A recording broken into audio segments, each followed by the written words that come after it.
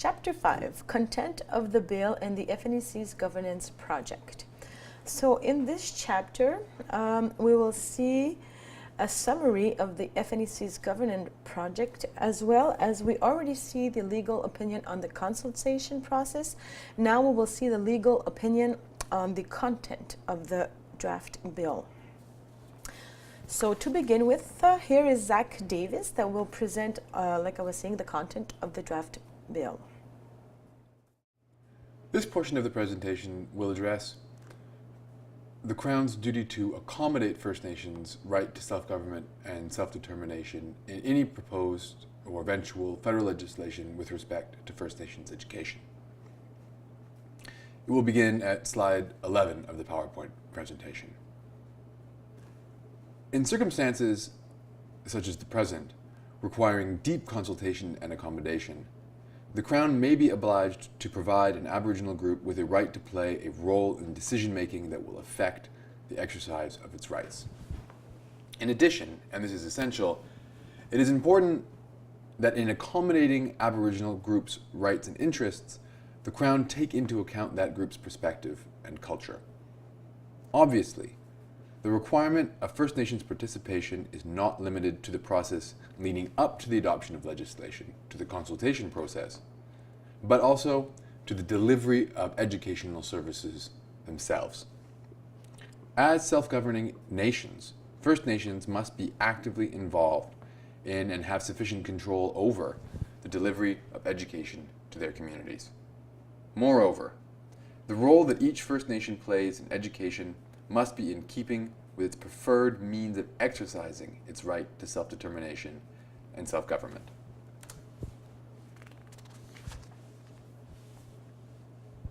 As set out in the discussion guide, the proposed First Nations Education Act comprises a number of distinct elements.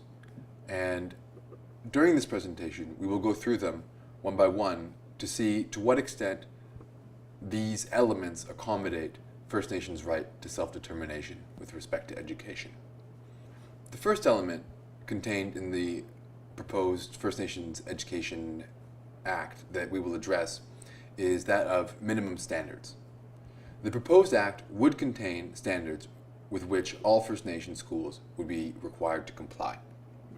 The proposal that the federal government set minimum standards for First Nations education is consistent with its fiduciary relationship with First Nations and with its responsibility to ensure that First Nations children across Canada receive a quality education.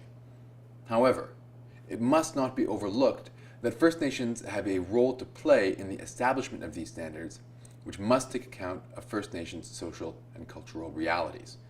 First Nations must retain the power to set additional standards if they believe it appropriate to do so.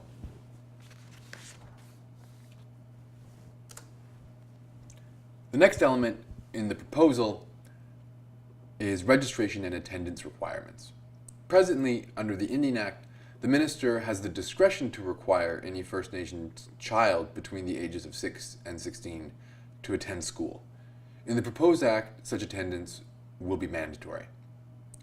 First Nations schools and education authorities would be able to set their own registration and attendance policies, however, to meet local needs.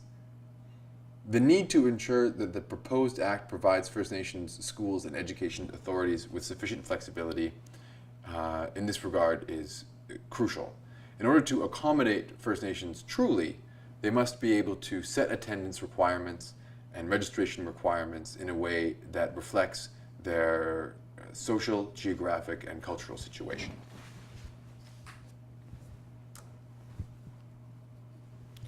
The proposal also outlines education plans and sets up a proposal in which all on-reserve First Nations schools would be required to develop a plan that demonstrates how education support services are being provided and what steps are being taken to improve student outcomes. The discussion guide, though, leaves many questions regarding the proposed education plans unanswered. Who will review the plans? What will happen if goals set out in the plans are not achieved?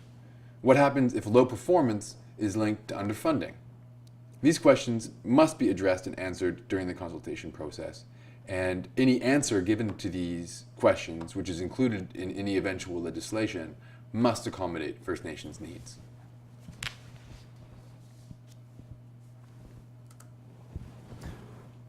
The heart of the proposal lies in systems by which First Nations education would be governed. Under the proposal, First Nations operating schools could be required to choose how they deliver education services from 3 possible models. They are given the choice, but they must choose from one of the 3 models. The models are provincial school board agreements, First Nations education authorities, and community-operated schools.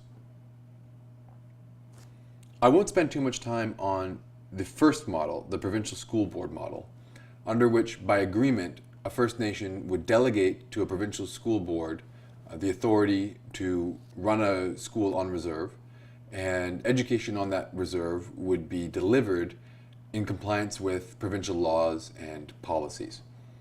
If this were the only option, it would be a clear infringement of First Nations' rights to self-determination with respect to education.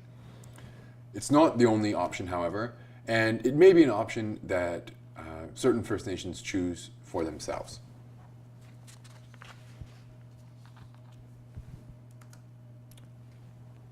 The next governance model, that of First Nations education authorities, we are led to believe is the heart of the new First Nations Education Act. This is, it would seem, the manner in which the federal government would like to see First Nations education delivered in the future. Under the First Nations Education Authority option, a First Nation could delegate the authority to operate schools on reserve to a First Nations Education Authority. The minister would have the discretion to recognize education authorities, allowing Canada to enter into a single funding agreement for the delivery of education services to all schools managed by the Education Authority. First Nations education authorities would have to demonstrate to the minister that they have the size and capacity to meet a certain number of criteria chosen by the minister. This arrangement places significant power in the minister's hands, to the extent that the minister could refuse or would refuse to recognize and fund an education authority chosen by First Nations and organized in a way that reflects those First Nations' preferred method of governing education and delivering education services. This model would infringe the right to self-government and self-determination. To accommodate the affected rights, the proposed act must give First Nations a meaningful role in the process of deciding what education authorities will be recognized, what their roles will be, and how they will be organized.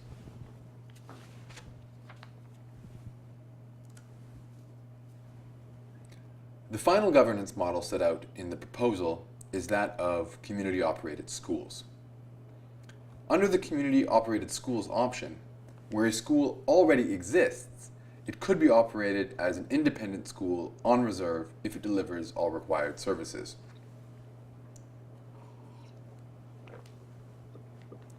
The proposal in the discussion guide, though, implies that under the new proposed act, no new independent community-operated schools would be permitted or funded, and that Canada would have the right to close or refuse to fund any community-operated school that does not meet minimum standards. This approach significantly infringes the right to self-government and self-determination of First Nations who prefer to deliver education services through independent community schools by making that option very difficult to work with.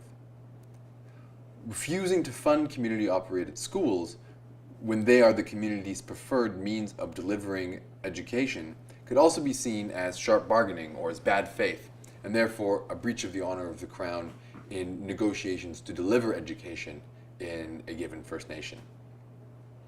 In addition, community-operated schools would not be eligible for funding for administration and activities associated with the management of an aggregated First Nations education authority, but they would be responsible for the provision of all of the support services required by the proposed legislation. It seems then that community-operated schools would have the same level of responsibility with less money than that available to other First Nations schools. By choosing to fund schools managed in one way more than schools managed in another, the Crown would interfere with First Nations' right to govern education systems by their preferred means.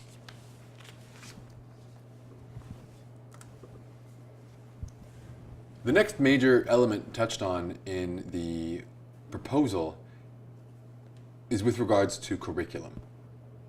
A proposed First Nations Education Act could require First Nations schools to teach curriculum that is equivalent to what is taught in provincial schools. The discussion guide indicates that First Nations will have to follow provincial curriculum and will only be able to deviate from this curriculum to the extent provided for in provincial law. In Quebec, the school curriculum is determined by the Ministry of Education, Recreation, and Sports. Schools are only empowered to enrich or adapt that curriculum. They cannot change it, but they can develop certain limited programs of local study. If provincial law regarding curriculum is made applicable to First Nations schools, it may mean a real loss of control over education and an infringement of the right to self-government and self-determination. The discussion guide hints that the proposed act might allow for certain deviation from standard provincial curriculum for First Nations schools, but it provides no details on how this would be done. First Nations will not be able to take an informed position on the issue of curriculum under the new proposed legislation until they are given more details. Under the proposal, it would seem that Quebec First Nations control over and input into any deviation from provincial curriculum would depend on an arrangement between them and the government of Quebec. Such an arrangement would likely require a legislative base, as is currently the case for the Cree, Inuit, and Naskapi education. However, the details of an arrangement like this, which are crucial for addressing the degree to which the First Nations Education Act might infringe on First Nations rights, are completely absent from the discussion guide. This issue must be addressed during the consultation sessions, and a reasonable accommodation of First Nations rights must be included in any eventual legislation.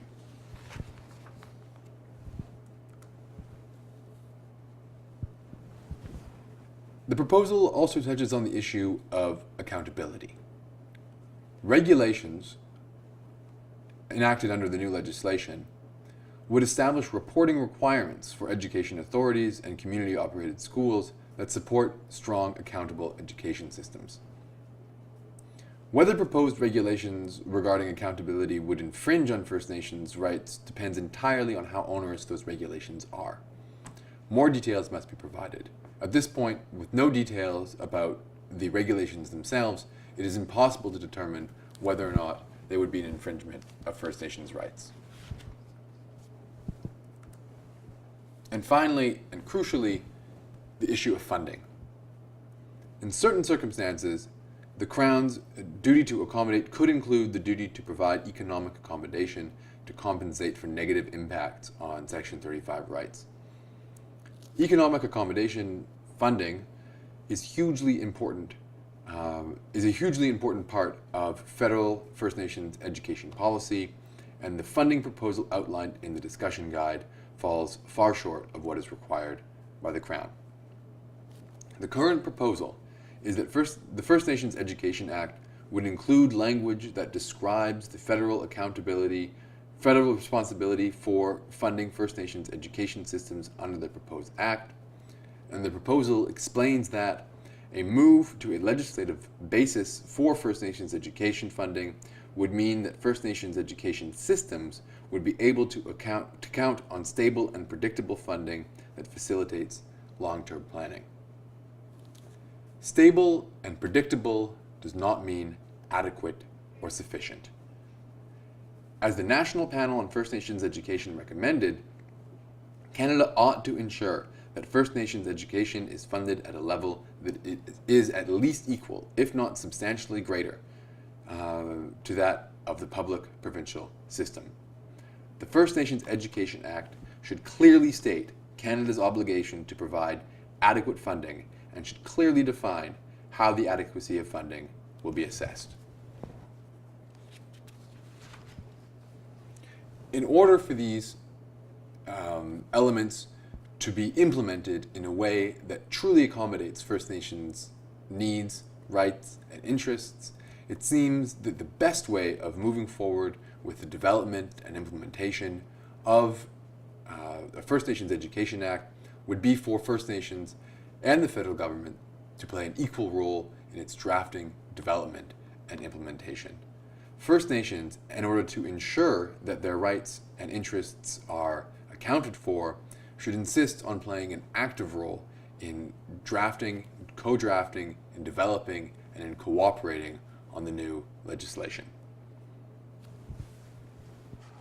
The analysis of the need for the proposal to change in order to accommodate First Nations rights and interests has led to a number of recommendations, which are as follows. First Nations must insist that in developing the First Nations Education Act, the federal government take into account First Nations jurisdiction over education. The First Nations Education Act should acknowledge and accommodate this jurisdiction. First Nations must be consulted regarding the standards set by the proposed act. First Nations must retain the power to define their own standards and set additional standards if they believe it appropriate to do so. The proposed act must provide First Nations schools and education authorities with sufficient leeway regarding registration and attendance to accommodate local needs. More detail must be provided regarding the proposed education plans and how they will be used. To accommodate the right to self-determination and self-government, the proposed act must give First Nations a meaningful role in the process of deciding what education authorities will be recognized, what their roles will be, and how they will be organized. More details must be provided regarding control over curriculum and related arrangements to be made between First Nations and the provinces. More details should be provided regarding the proposed accountability regulations. The proposed act should clearly state Canada's obligation to provide adequate and sufficient funding and should clearly define how the adequacy of funding will be assessed. First Nations should be given a meaningful role in assessing whether funding is adequate. The proposed act should include a mandatory review of the legislation by all stakeholding parties after a fixed period, for example 5 years, and First Nations should play an active role in cooperating in developing any new legislation. Thank you for your time. Okay, so in conclusion, as you've just seen, the government wishes to impose a governance model to First Nations. Currently, the FNEC has a governance project of its own. It is for our schools and will reflect our realities. So to do this, the FNEC education representatives and working groups from its member communities are fully involved in the project. We have the first year objectives, which are to develop a model of governments adapted to the reality of FNEC member communities, to develop a tool to support the implementation of this model so that it can be adapted to the reality of each FNEC member community.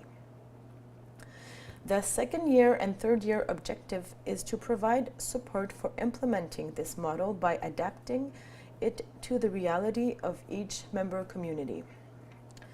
So this model can become a very interesting tool to negotiate with the government that wish to impose us a governance model. So our goal is also to have this model ready for March so we can propose it against theirs. Thank you.